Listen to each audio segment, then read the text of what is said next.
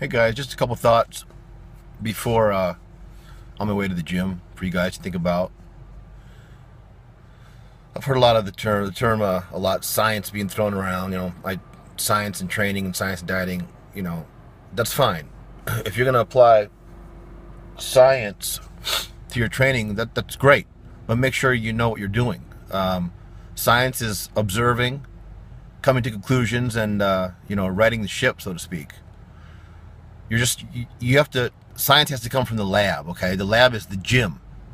You are the science experiment, okay? So you have to always try new things, okay? I'm not talking about occlusion training, okay? Occlusion training is the dumbest shit I've ever seen in my life. You got these radio show hosts who jump from trainer to trainer more often than House of Pain, okay?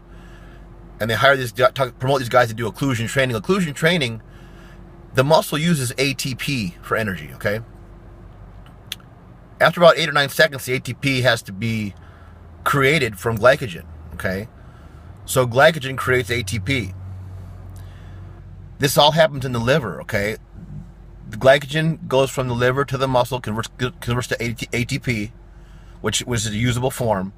The byproduct is lactic acid. The lactic acid then builds up and can slow down the contraction, even stop the contraction.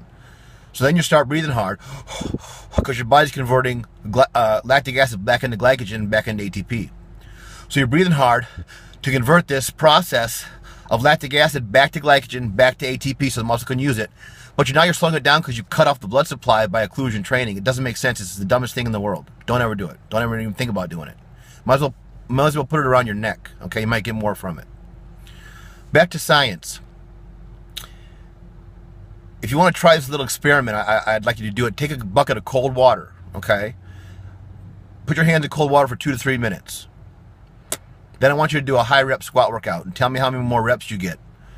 I think a limiting factor in shutting us down, a limiting factor is overheating, is often overlooked. Your body gets overheated. So don't train with heavy stuff on, heavy sweatshirts. Don't cover your head. Keep your hands cool and your feet cool, and you'll be able to get more repetitions, okay? Squeezing out any extra rep is gonna help you, okay? This is a game of inches, and those inches add up.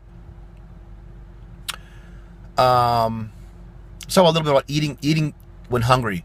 I don't mean just when you're hungry, eat. I mean, if you're gonna listen to your body rhythms, if you're gonna listen to your hunger, I want you to stay satisfied all day long, okay? Just satisfied all day long. Not stuffed, not hungry, satisfied.